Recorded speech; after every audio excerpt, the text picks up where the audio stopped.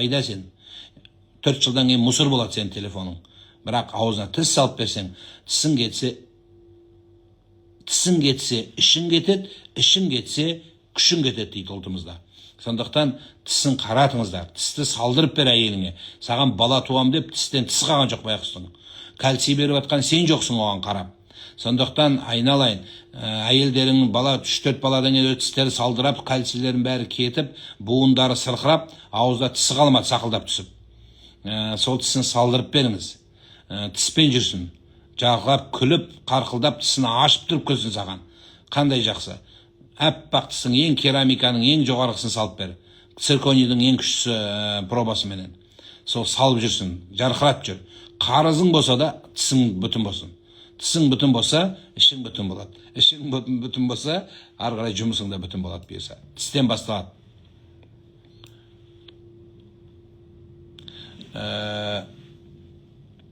Жұмыс тез табылу үшін оқылатын дұға бар ма дейді. Жұмыс тез табылу үшін ба? Әке-шешең батасын ала бер.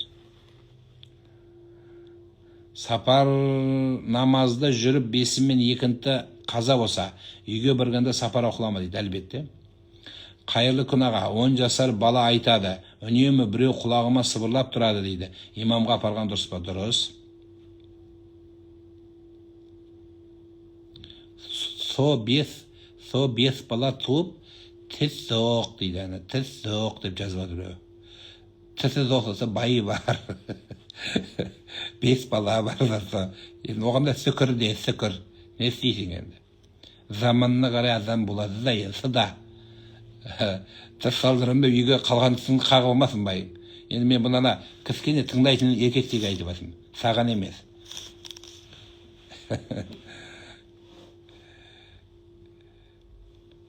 Намазда алдыға, артқа, еріксіз теңселу болсашы дейді.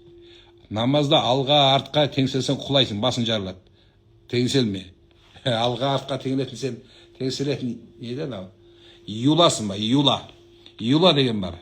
Бүйтесің, алға, артқа теңселетін. Ванька встанькасың ба, алға, артқа теңселе бердің. Орыстың, жоқ айналайын, намазда теңселме.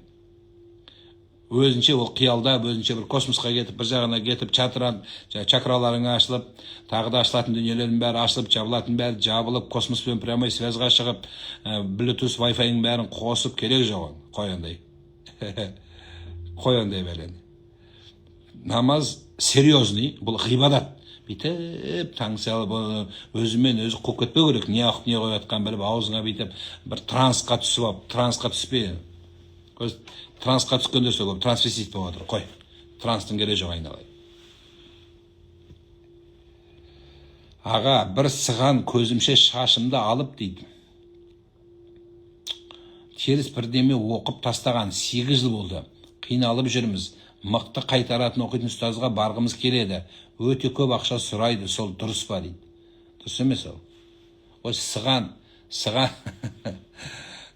шашыңды жауып жүрсең, орамалдап, сен шашыңа ешкім жауыспайды. Ол сен шашыңа жабысса, сен де ол сыған, ол шашты бар ма екен, ол сарылың. Сол шашын жұлып алып, сен де жұлып басында шашын жұлып қолына беруің керек еді, мәзаған деп. Мен саған көрсетейін, мен шашыма жабысқанды қандай екен деп. Сол енді. Бұлар бопты енді, любой имамға барсаң, мешітте имамдардың бәрі күшті оқиды бізде. Қазақстандағы имамдар басқаны басқа оқуды қатырады. Ол анық ол. Мен 100% айта аламын. Қазақстандағы имам ұстаздар басқасын қайдам оқығанды қатырады бәрі. Любой наварды айт. Осындай шашыма жабысты, ішімде бір қара бір бәле бар сияқты десең, қараңды аққа айландырып, шлагбаумды ашып, жолыңды өткізіп, арғасы имам күшті болады бізде, Құдайға шүкір. Имамдар күшті, дін, жамағат күшті болады. Мешіттен имам күшті бізде. Қазақстанда, Құдайға шүкір. Имамға барыңыз. 10 айлық сәби үстіңе білдіріп қойса, кіші дәрет бұзылама, или киім ауыстырса болды ма? Кішкентай адам баланың дәреті ма, ол ұл бала ма, ол қыз бала ма, ол иттің дәреті ма, әйеліңнің дәреті ма, разница жоқ. Киімге тисе дәрет бұзылмайды, киім жарамай қалады. Егер киімнен өткен болса, денеңе тиген болса, онда денеде жуылу керек болады. Сол орын, сол жер. Артығыменен бүйтіп кейін қып жуып тастайсың. Ол дәрет бұзбайды. Бірақ киім жарамай қалады,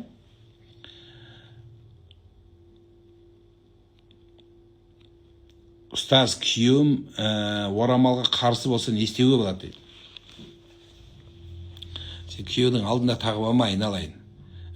Орамалыңды күйеудің алдында тағып бүйтіп тұрып орап алсаң, күйеуің молдаға апарады, мына кіші қуып кетті қатынам дейді. Сен орамалды әдемі қылып тағуға болады ғой.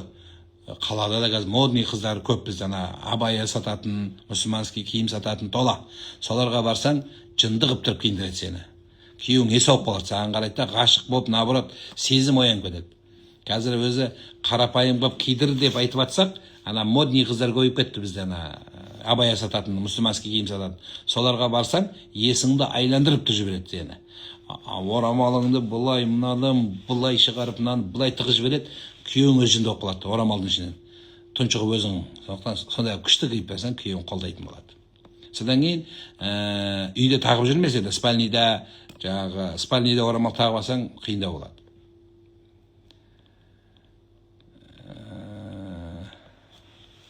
Маған кредит алып өзі төлемей жүрсе дейді. Енді сен төлейсің, өйткені заң бойынша сен алдың ғой. Бұл алдырғанын айтпай, сен гарантсың, сен төлейсің. Сондықтан енді имансыз адам о күнә, жаман іс, күнәһар. Ұстазым намаз оқығалы жолдасым мүлдем ішпейді дейді. Үйге спирттік ішімдік әкелмейді, Аллаға шүкір дейді. Қанша айттым, үйдегі проблеманы намазбен шешіңіздер. Пайғамбарымыз Мұхаммад саллаллаху алейхи айтады, үйімде проблема болса дейді, сахабалар айтады, пайғамбардың намаз оқитынын көріп едік дейді. Ойлайсыздар ғой деймін, мұсылмандарда проблема болмайды, пайғамбарда проблема болмайды. Проблеманың көкесі сол кісілерде болған. Сол пайғамбардың басына проблема келсе не істейтін еді дейді. Ойбай, садақа берейін, ойбай, не істейін деп айтқан жоқ пайғамбарымыз. Сол проблеманы шешетін Аллаға жүгінген, Алладан сұраған. Сондықтан Алла соған жәрдем берген. Әрі қарай әрекетін жасаған. Мәселе осыда. Сондықтан біз сразу жаңағы палашуға жүгіреміз. Жоқ, олай емес. Аллаға ұмтылыңыздар. Сестрам келіні ауырып жатыр еді. Мен соған суға дем салып бер, шипасын берсін деп едім. Ол баласына оқытыпты. Содан баласы ауырып қалыпты. Сестрам сол оқығаннан көріп жатыр. Осыған не дейсіз дейді.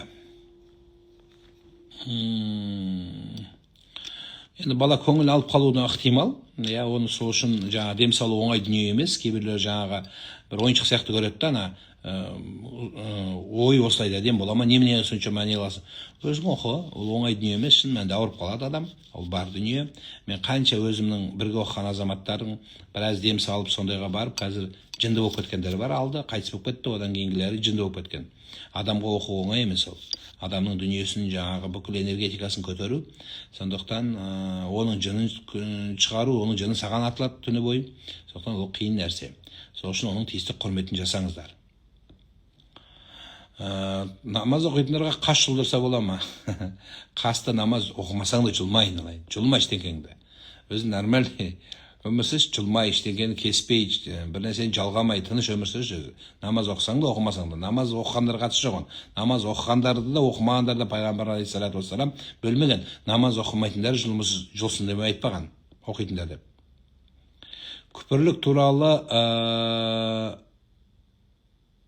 айтыңызшы. Күпірлік Алла тағала тыйған нәрселерді адал десең, Алла адал деген нәрселерді арам десең, Алла тағалаға мекен орын берсең, Алла тағаланы тануда қателігің ақида болатын болса, ол күпірлік болады. Бірақ күпірліктен бұрын адам кәпір болады. Сондай қателескен адамның қателігіне күліп, масқаралап, мазақтап, прикол ұстағандар өздері кәпір екенін білсін. Баланың тұсауын ата-анасы кесуге бола ма? Ата-ана кесу керек. Сол балаға жер бетіндегі планетадағы ең жақын адам ата-ана. Айдаладағы звезда жақын емес сен балаңа. Айдалада біреу жақын емес сен балаңа. Сен балаңа ең жақын қамқоршы сізсіз. Сондықтан әкесіне кестір. Әкесіне шақыр, айт, мотивация бер әкесіне. Кейін ренжіп жүрмейсің әкең байыңа. Айт, сен де, сен аман болды. Осының жақсылығын сен көр, айналайын. Деп еркекті көтерсең, Алла сені көтерді. Сонда сен соны көтерсең, еркек жұмыстан келеді да, балаларға қарап тұрып, мамаларың қайда деген сөзді естігің келе ма? Отанасы қайда? Аналарың қайда деген сөзді естігің келе ма балалардан? Сол құлағыңмен көкнеда жүріп, сол үшін еркекті көтер. Ханша болғың келсе, күйеуіңді патшадай ұста.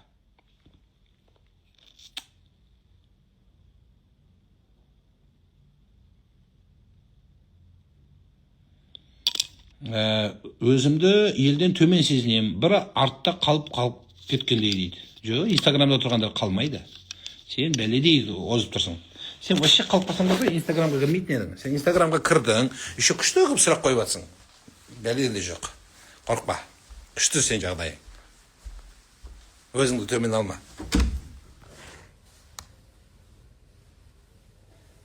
Алейкум, кімге? Қандай мәселе?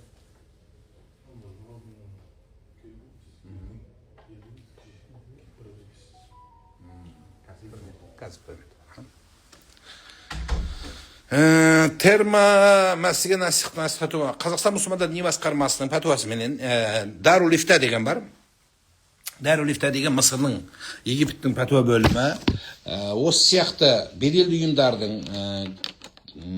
кейбір көзге ұсталатын сөзі етибар дейді, яғни бір сөзі бір құны барған ғалымдардың айтқан уәждемелері бар. Егер жаңа су өтпесе, интернетте жүр. Пакистандыкын көрдім мен, Пакистандыкына прям су құяды да, бүйтіп бір суды бүйтсең су ақпайды, не су кірмейді. Бірақ ауа кіреді. Сол сияқты дайындалған арнайы мәселелер жарай береді.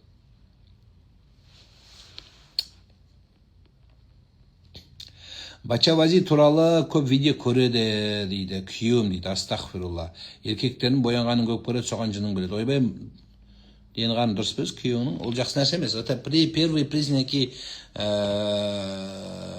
трансвестит, трансгендер бір бәле болып кетуі ықтимал. Бұл жақсы нәрсе емес. Еркек адам сондай нәрсеге құмар болуы біріншіден әйелден суығанын көрсетеді, екіншісі балалардан алыстығын көрсетеді, үшінші ойының бұзылғандығын көрсетеді. Арам, күнә, мен әлі ол жағын айтып жатқан жоқпын. Бірінші ол арам, күнә. Одан кейінгі айтып жатқаным, еркектің түпкі ойында сондай проблема бар екенін көрсетеді. Бұл анық. Әйтпесе ақыл есі дұрыс адам адамды сою, бауыздау, жаңа сіз айтқан бачавази, боянған еркектер, ол ішкі дүниеде сондай нәрсе өткен сен байыңнан, баяғыда бала кезде. Или сондай ойы бар, екеуіне біреу. Оны түзетпесе, айт, оны сені осылай неге өткіземді, оны түзету керек, жақсы емес ол.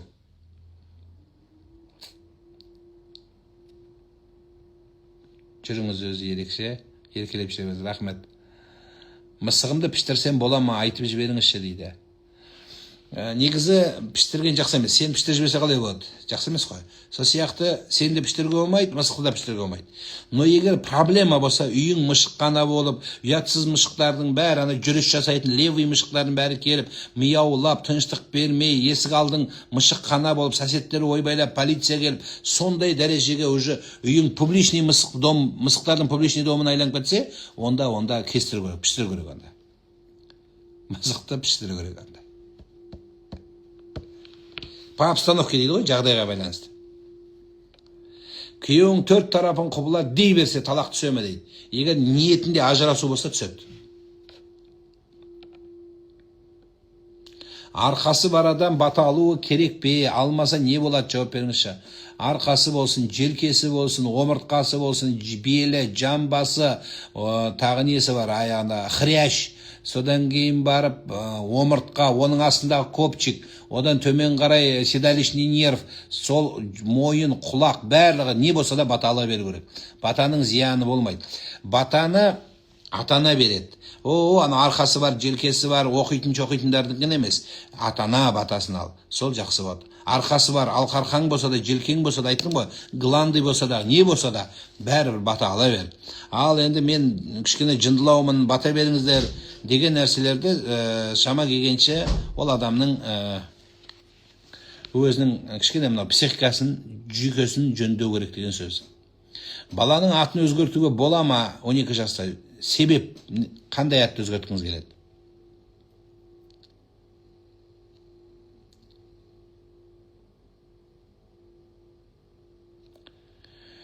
Құрметті имам, жаңа қаш жұлуға болмайды дедіңіз, әуретті. Әуретті жердің шашын алып жүрген. Оны шаш демейді оны. Әуретті жерде өшіп шыққанда. Құдай сыйлады.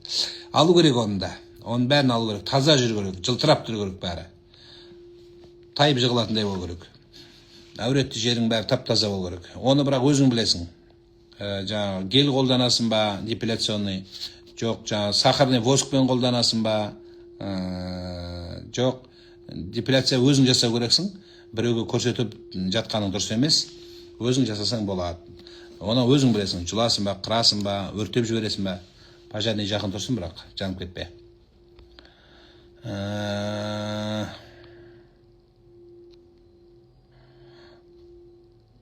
Телефон менен жеке консультация алуға бола ма сізден? Үлгере алмаймыз ғой. Телефонда қандай мәселе болса, қысқа болса көруге болады. Гуля деген есімді ауыстырса бола ма? Жоқ. Гулия. Жақсы ат.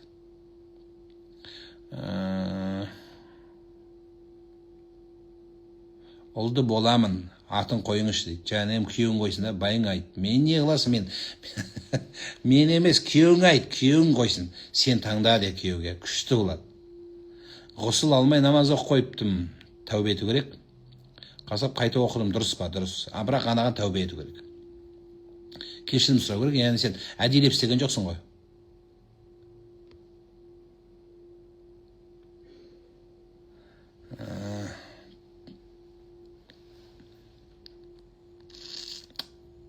Қызым 15 жаста, 6-7 жыл болды, қаттырақ сөз айтсақ, әжетханаға қора қопсықта тығылып қалады. Қараңғыдан да қорықпайды. Жын кіріп кеткен жоқ па екен деп қорқамын. Бұл жақсы емес.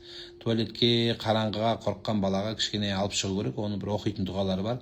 Апарыңыз мешіттегілер біледі. 15 күндік вақтада істейтін жігіттер намазын сапар қылып немесе парызын оқыса бола ма, қалай дейді. 14 күн. 15 күн емес 14 күн, бір күн артық болады бұл жерде.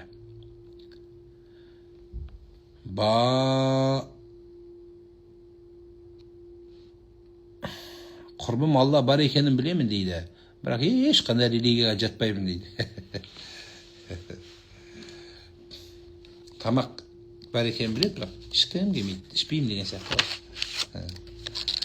Немесе аскеза деп қояды қазіргі. Современный трендовый сөздер бар. Аскеза деп қояды.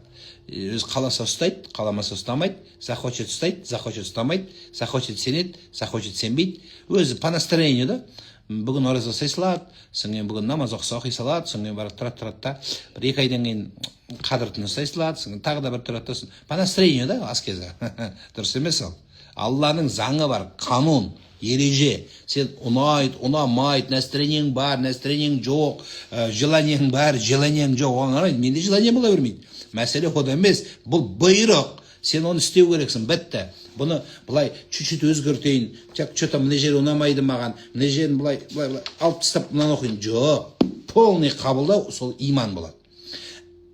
Әменту биллахи ва китабихи. Алланың өзіне сендім, және оның кітабына сендім дейді. Кітаптағы мына жеріне сендім, мына жеріне сенбедім деген жоқ Құранның. Барлығына сенесің, барлығын орындайсың. Бұл сол нәрсені ислам деп айтады. Мен мына жерін орындаймын, понедельник, вторник, жоқ, жұма күні. Содан кейін басқа күні орындамаймын. Қалай болады? Мен саған вторник күні баймын, четверг күні тоқалдың баймын десе, сен жының емей ме? Қалай болды? Кешіресің сол қарай. Сол сияқты. Құл хуаллаху ахад. Осы сүрені жаттап алыңыздар бәріңіз. Бұл өтте бір күніне 100 рет оқыңыздар осы сүрені. Осы жерде Аллах Тағала құл хуаллаху ахад, Алла жалғызбын дейді, біреу-ақпын дейді. Сол бір Құдайдан жағу, бір Аллаға сыйынып, келіп Аллар оқылық деп балаң айтқан. Сол бір Аллаға сену. Намаз оқып жатып сөзін ұмытып, немесе шатасып кетсе не болады? Іште болмайды. Тұрған орында Аллаху акбарды бір көде оқып кете бересің. Мысалы, Фатиханы оқып болдың, соң құл хуаллаху ахад оқып атқан кезде, мысалы, бисмиллахир-рахманир-рахим, құл хуаллаху ахад, Аллаху самад, лам ялид ва лам юлад. Ең соңғысы аяты есіңе түспеді. Ва лам якул лаху куфуан ахад, шатастың, аты айта алмайсың. Болды, сол тұрған орында Аллаху акбар бен кейіп, намаз оқып кете бересің, болды. Солай. 50 жастағы әйел дейді. Атын өзгертуге бола ма, аты орысша дейді. Бола берсін. Бола берсін. Зинаида Петровна болса да тұра берсін. Тиіспе. Зинаида мен бара береді Алланың алдына. Я Зинаида деп тұра береді. Оны затын өзгерту керек. Ол әйелге айт. Заты өзгерсін де. Затың өзгерсін сенің. Яғни, 50 жылдық өмір ана жақта қалсында, мына 50-ден былай қарай енді өмірді өзгертсін. Енді былай қарай 50 жыл өмір бар ма, жоқ па, Құдай біледі. Енді жоқ. деп есептесек 100, енді ассын 100-ден, Құдай өмір берсін 150-ге келсін, бірақ ар жағында өзі өмір қандай екен белгілі ғой. Сондықтан өзгерсін деп айтты ол кісіге. Аты қала берсін.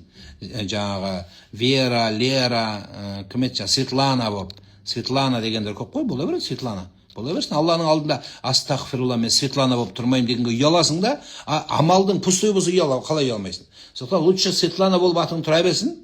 Біздің ана кейбір шолақ түсінгендер сөйтіп жүр, ана кейбір діншілдер де соны айтып жүр ана. Атың Абдулла ибн болу керек деп. Жоқ, Алла Тағала ибн Мұхаммедке қарамайды. Атыңда ибн жалғау әл деген артикльдерге қарамайды, қосымшаларға. Алла ішіне қарайды. Сенің сыртында киіміңе, әдемілігіне қарамайды. Инна Аллаха Таала ла янзуру иля суарикум ва амваликум. Пайғамбарымыз саллаллаху алейхи ва саллям айтады, Алла Тағала сендердің сұлулықтарыңа, байлықтарыңа қарамайды. Уәләкин, бірақ та янзуру қарайды. Құлубикум ва амаликум. Сендердің жүректерің мен істеген істеріңе сөзсіз қаралады. Сондықтан ат қала берсін, тиіспе атына. Аты жақсы. Бірақ аты күштілер бар. Мұхаммед, Мұстафа дегендерші, солардың аттары бәрі затына сай ма? Біздің аталарымыз қазақша ат қойған. Ұялмаған ол аттардан. Еркелетіп қойылған шығар. Мысалы айтайық, жаңағы Қабанбай деген ат, бабаң аты, бүкіл әлемге үлгі, қазақтың басын құраған бабаң. Қалай? Енді сәл ыңғайсыздау естіледі, көті бар деген бар. Ал атаңның несін ойы? Сол атымен Сасықбай деп қойған, жаман болған жоқ одан. Ол сол атыменен тарих жасады. Сол атыменен елге қызмет етті, отбасына адал болды, ұрпақтарының алдында адал болды. Біздің аттарымыз күшті, адам қорқасың, ана атынан ат үркейді, ойбай, не деген аттар мынау деп. Затына келсең, сүтса еліміне тыйым салынады, дінімізде ол ширк болады. Мен жолдасымның фамилиясындамын, өз фамилияма ауысу міндет па дейді. Жоқ, фамилияң ауыспа. Өмірің соның алдында өтеді қазір. Қазақтың өмірі түсінде өтетін болады. Қайта барады, фамилияға айтады, бір молда айтады, астағфирулла, өту харам дейді. Баяғы өтіп алғансың, қайта барасың соңға. Өз бір өтіп өткесің соңға бар. Соннан бір тағы айтады, өзгертіп бәк қойды, тағы айтасың, қайта ана документтің жартысы өту проблема ғана, диплом. Соң қайта өз атың өтесің. Сол өмірді сонда өтіп кетеді жаным. Керек жоқ. Тиіспе. Тұра бер, күйеуің фамилиясын өтсең, поздравляю, новый фамилияң құтты болсын. Егер өтпеген болсаң, жүре берсі фамилияңмен. Сізді тыңдаған сайын жаным тынышталады дейді. Алла разы болсын. Бойымда қырсықтық бар. Біреу бұйырып айтса істегім келмей қалады дейді. Саған жалынып айту керек па не? Үй жинап қойшы, үй жинап қоясың ба деп айтамын саған. Енең, байың не деп айтады саған? Күйеуің күйеуге шығасың ертең, Құдай қаласа, байың дей берейді, енді кешіріңіз. Не деп айтады? Жина, носкиді алып кел дейді. Дұрыстап айт маған. Носкиді алып келіңізші деп айтыңызшы. Енді саған әйелің күйеуің айтса, носкиім қайда дейді. Еркектің бәрі, батырлар носки таппайды ертең. Сол не деп айтады саған? Носкиімді әкелші. Баяғыда бір келіншек айтып қой, сен сияқты. Мен күйеуге шығармаймын ау деп, неге десе, маған бұйырса істемеймін дегендей, мен біреудің үйінде қонамаймын деп, ұйықтай алмаймын деп. Сол сияқты. Еңкейсем басым айланады, шалқайсам көзім қарауытады, тек қана тамақ ішкенде жақсы болам деп тұр. KFC жегенде. Сейчас можно к вам прийти? Сейчас вряд ли успеете, потому что есть одно мероприятие, поэтому я чуть-чуть буду занят.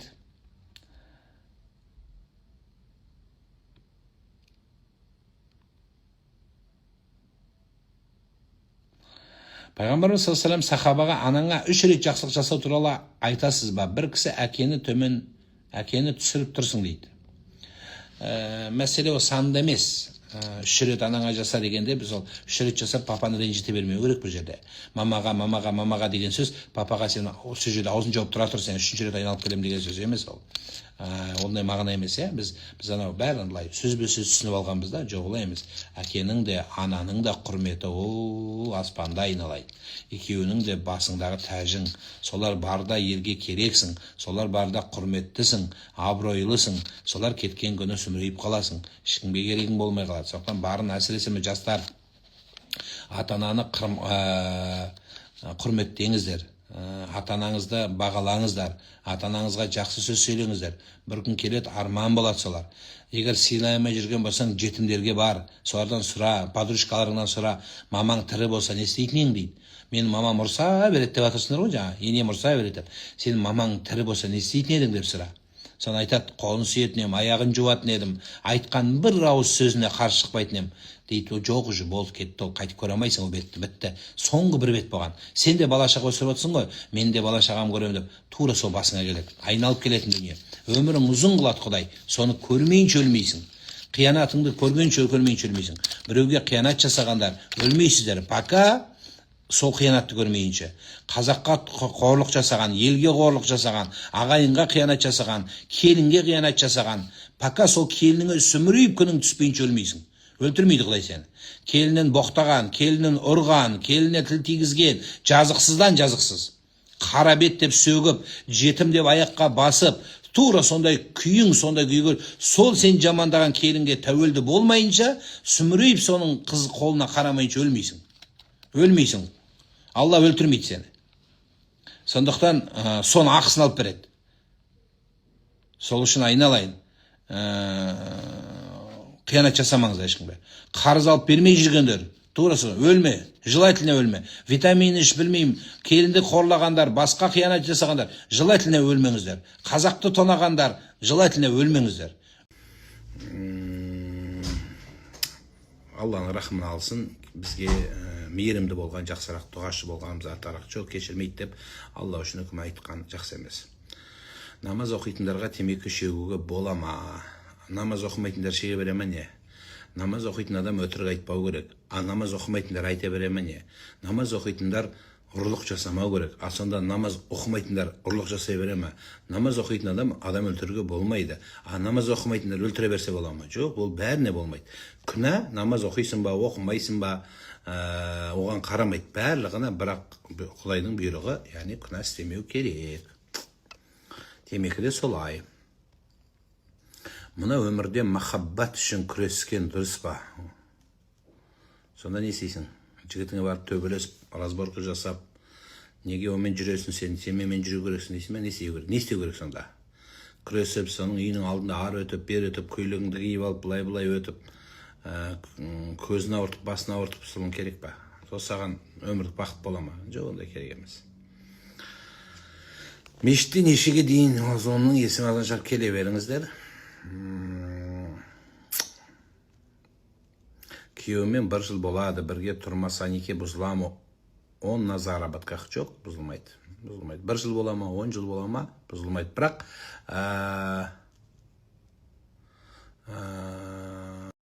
машалла айтамыз, Алланың парызы ол, дұрыс қарындасым. Өте желінбейді. Зираттың басына, ана кейбіреу барып, кішкене дастархан жайып, зираттың басына столик қойып, содан кейін барып, отырағап жерге пикник жасаған сияқты дастархан жайы дұрыс емес.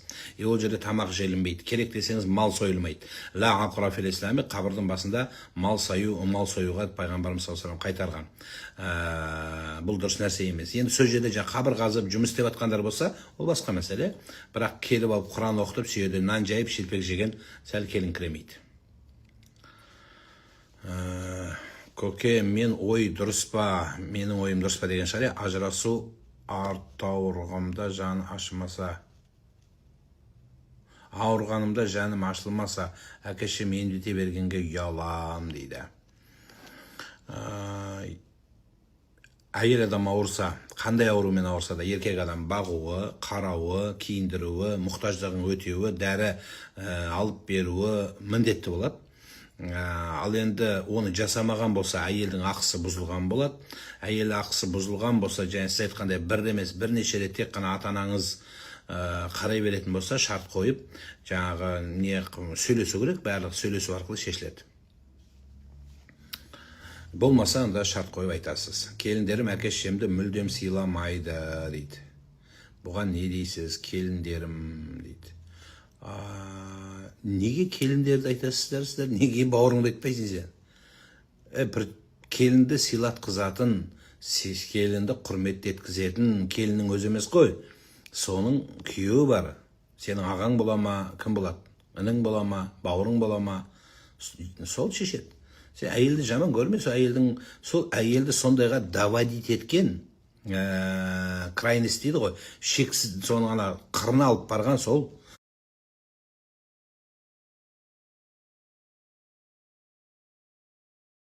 Жақсы қыз, бәрі қыз кезінде бәрі жақсы, жаман әйел қайдан шығады?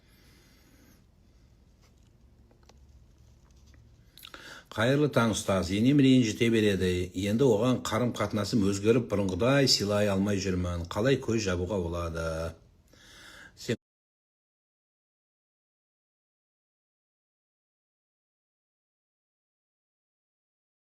көз жаппа, сен аузыңды жап. Келген кезде иілеп сәлем салып, қызметін жасап, тағын жасап тұрып күтіп алыңыз. Қайта-қайта видеомен звондап, не істеп атсың, қасында көрсетші, жәндегім бар, көрсетші, кімнің аяқ киімі анау, кімнің сумочкасы анау деп, жән жеп, байқұстың достарының алдына қадірін кетіріп, абыройын кетіріп, бәрі подкаблучник деп күліп, сөйтпесін, абыройын түсірмеңіз.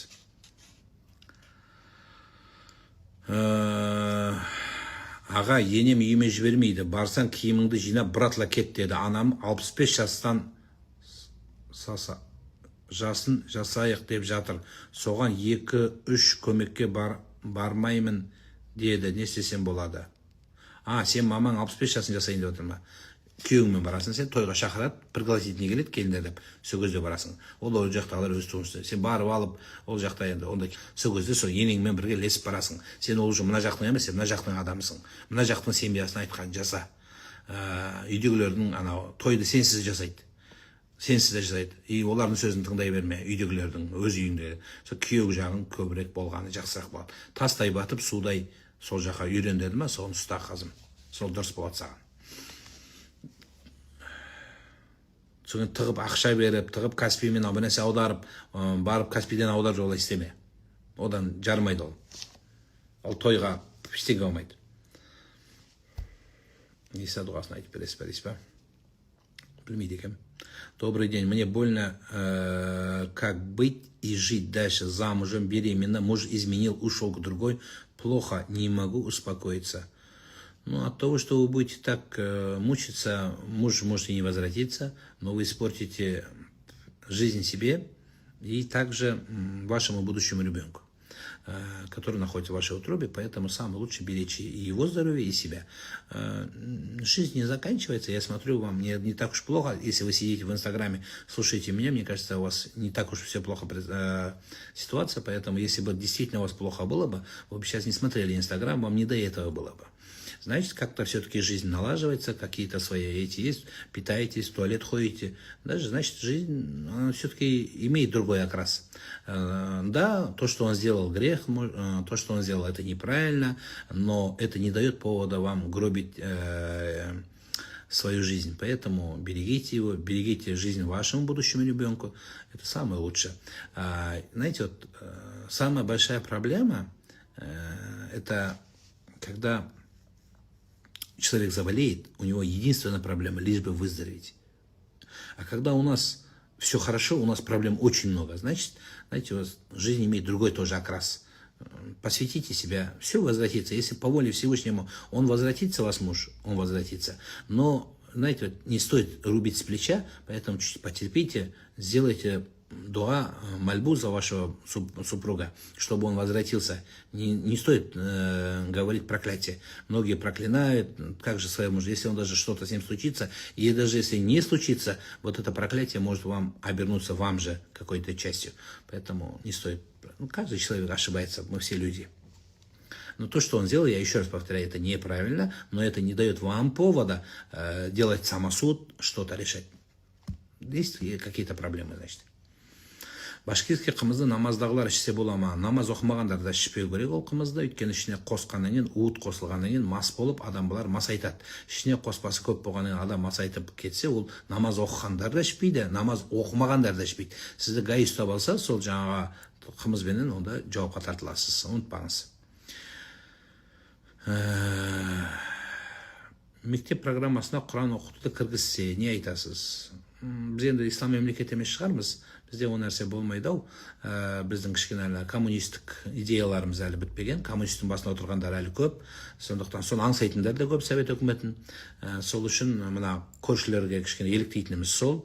Құранды мектепте емес, үйде оқу керек деп есептеймін мен. Құранды ата-ана үйрету керек, мектеп емес. Мектепте тиісті заманауи мектепте оқу. Мектепте балаларыңыз жақсы оқу керек. Сіздер соған мотивация беруіңіз. Физика, алгебра, математика көп қой өзі. Жаратылыстану, сол дұрыстарды мектептің тиісті базалық мектептердің пәндерін дұрыс оқу керек деп есептеймін. Ал Құранды, шариғатты, дінді, әдепті мектеп үйретпейді, сіз үйретесіз. Ол басқа нәрсе. Мектеп үйрету міндетті емес. Сіздің балаңызды Құранға, шариғатқа, дінге, оны сіздің шаруаңыз. Өйткені біреулер сенеді, біреулер сенбейді, біреу атеист. Мектепте үйретсек не болады? Мектептің сабағын беру керек балаға. Сол дұрысырақ. Біздің еліміз көп ұлтты, көп конфессиялы мемлекет, сондықтан сондай жөні солай. Туыстық байланыста тоқтатса бола ма? Папаның інісінің баласы өгей қызына 8 жақындық болған жерін әйелі көріп, содан сотталып түрмеде отыр. Рахмет дейді. Туыстық байланыста тоқтатудың керегі жоқ. Амандық, саулық сұрап тұрыңыз, олда тұрған еш нәрсе жоқ. Туыстардың группасынан шығып кетпеңіз. Саламатсыз ба, амансыз ба деген жақсы сөзі жарымырыс. Ал енді қызды біреудің үйіне жіберме деген нәрсеңіз дұрыс. Ол нағашы бола ма, жаңағы күйеу бола ма, жездесі бола ма? Кейде сол туысқандарды, күйеуің жағынан туысқандар жаман болса, сонда бүкіл туысқан күйеулер жаман болып, сенің төркің жақсы ма не сонда? Тек қана менің нағашыларым жақсы, менікі әркімдікі өзіне ай көрінеді көзіне, сенікі жақсы көрінеді өзіндікі. Сенен де сондай нәрсе шығып алуы ықтимал, ондай гарантия жоқ. Сондықтан бір адам жаман болса, түгел әулет жаман деген сөз емес, бір адам жаман болса, бәрі күнәһар деген сөз емес. Яғни ол солай қызына, өгей қызына ма, өз қызына ма жамандық жақсылық жасатқан, қастандық жасаған болса, ол түгел әулетімен, семьясымен оңбаған деген сөз емес. Ішінде адам болады, сондай дүние. Соған түсіністікпен қараңыз. Балаларымыздың атын азан шақырып атын қоймадық, қазір қойса болады ма, әлде міндетті емес пе? Қазір керегі жоқ. Өсіп кеткен балаға азан шақыру болмайды. Мешітке бармақшы 3 күннен бері жүрміз, әлі түспей жүр дейді. Түсінбедім.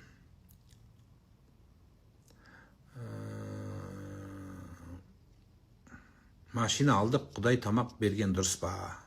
Үлкендердің машинаның садақасы болады, машинаның зекеті болмайды, машинаның садақасы болады. Сол садақасы ретінде, яғни елдің батасын алып, бір қайыр беріп, тамақ жегізіп болғанда қаражат керек қой. Сөйткен жақсы дүние. Бірақ біз машина алдық деп табалап, біреуден өзіңді жақсы көрсетіп, содан кейін қайта-қайта селфиға салып, қайта-қайта оны істеудің қажет жоқ. Қазір көлікпен ештеңемен таңғалдыратын заман емес. Шамаңыз келгенше дүниеңізбен мақтанбай, шамаңыз келгенше дүниені жасырған жақсырақ болатын шығар. Және ол дүние сізге жақсылық алып келе ме, қайғы қасірет алып келе ме, уақыт көрсетеді. Көп адамның дүниесі балаларын төбелестіріп, ағайындықтың бұзылып, өзі қызығын көрмей, өмірін солай өткізгенге себеп болады. Мен бір байқуатының үйіне барсам, $60,000 кілемі бар екен, үйін астында $60,000 қалғам дейді. Соны аяғымды көтеріп отырдым бәлесінен аулақтап. Сол кілемі $60,000 кілемі басып тұрсы маған дейді. Содан үйден шыға алмаймын, үйден шықсам біреу тонап кететіндей қорқып жүрем деп, сол кілемнің қорғаушысы дүниенің дүние негізі бізді қорғау керек. Машина да солай. Машинаны қызмет ету керек сізге. Көлік, дүние. Сол үшін дүние жүрекке кірмесін, жүрек қолда болсын. Балалар, ер азаматтар жұмыс істеп дүниесі тау керек. Еңбек қор болу керек. Дүниең болмаса әйелге де керек жоқсың. Дүниең болмаса ағайынға де керек жоқсың, туысқа да керек жоқсың, ешкімге керек жоқсың. Сондықтан дүние жасау керек, еңбек ету керек. Бірақ өліп талмау керек. Дүние жүрекке кірмеу керек, қолда болу керек. Ағайынға болса беру керек, жоқ болса жақсы сөзінде айту керек. Әйтеуір солай болу керек. Мақтану, дүниенің кетуінің себебі қолдан. Ең бірінші тәкаппарлық, яғни мақтану, өзгені төмен көру, және біреудің ақысына кіру. Содан кейін сол бар нәрсені шашу. Осы 3 нәрсені істесеңіз, басыңызда, дүниеңізде, тағыңызда, абыройыңызда ұзақ тұрмайды. Түс сияқты болып қалады. Көрген түстей болып қалады. Ассаламу алейкум. Ұқыласам, түшімде өзімне ата-анамның үйде юраман. Дүниені қай ереді болмасам хам. Бұл мұнақа кеп, сағыныш кәбі, тоғры мұнақа болушы мүшкелет емес, Nimaga? Adam qiz bolalari erga chiqqanda shunaqa o'zi katta bo'lgan ota-jayini hammasi tushiga ko'radi, sog'inch bo'ladi. To'g'ri gap. Bular problem emas. Qatta bo'lsangiz ham o kelishi to'g'ri. Lekin shu kelgan yeringizda, ya'ni avvallarda bir xotin bunaqa degan ekan, men erga chiqmayman, nimaga desa, boshqa bir odamning uyida uxlolmayman debdi. Unaqa gapga ketish noto'g'ri, lekin bir vaqt bering, inshaalloh, bir muddatcha inshaalloh joy-joyiga keladi. Xudo xolasa, duo qilib turing. Yotar paytida Ayatul Kursi, Falaq, Nas suralarini chorqul deydi-yu, shu chorqulni o'qib turing. Ustoz, 2 yil Allatindar Qaptauында жүр екен, біреу сыпырып жатыр екен, қайтқан енем сөйлеп жатыр. Не бұл түс па не? Бұл түс екен ғой. Түсімде әкемнің қайтқаны қандай мағына болғанына 10 күн болмады еле түсімде көп көріп жүрмен, түсінбедім. Қайтқан адам, тірі адам болса басқаша жорылады, өлгенін көрсеңіз. Егер өліп қалған адамды қайтып отқан түсіне көрсеңіз, басқаша жорылады. Мүшел жасқа толғанда амалдарды атап өтсеңіз. Мүшел жасқа келген адам ең бірінші мүшелдейді. Әй, не істедім мен, не қылдым мен, осы жасқа жеттім, бүгінгі күйім не, өткен істерім қандай, алдағы бағытым қандай деп, мүшелдеп, барлығын пландайсыз. Керек десеңіз жазасыз. Мынаны істеуім керек еді, істемедім, мынаны істемедім деп өзіңізді өзгертіп, жақсылыққа бет бұрасыз. Одан кейін мал сою, киім тарату деген керек жоқ. Мал сой, мал не виноват, сен мүшелге келген үшін, мүшелден өтсең де өтпесең де саған не виноват қой. Қойды, енді садақа қылып мұқтажға берем десең, ол жақсы нәрсе. Бұл жерде мәселе жоқ. Мүшелге байламаңыз оны.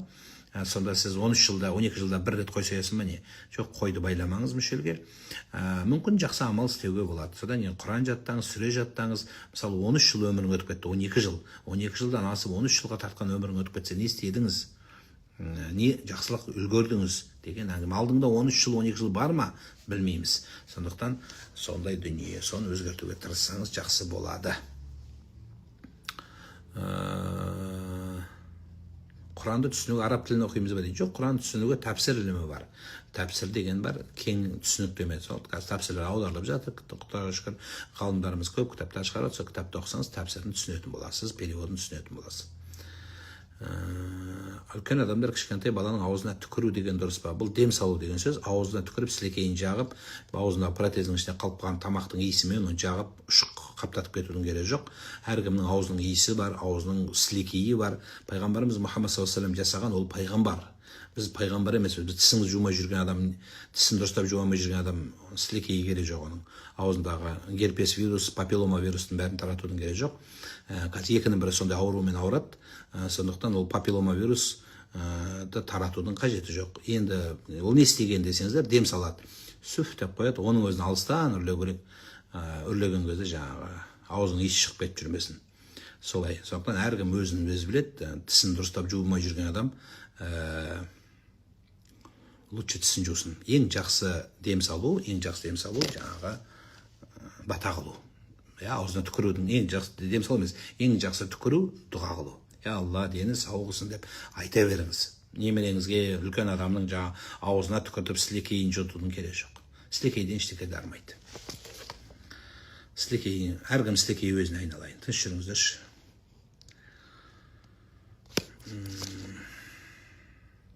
Биыл 36-ға толам, мүшел жаста 36-ға толсаң, 36-тан 37-ге қарағаның мүшел болады.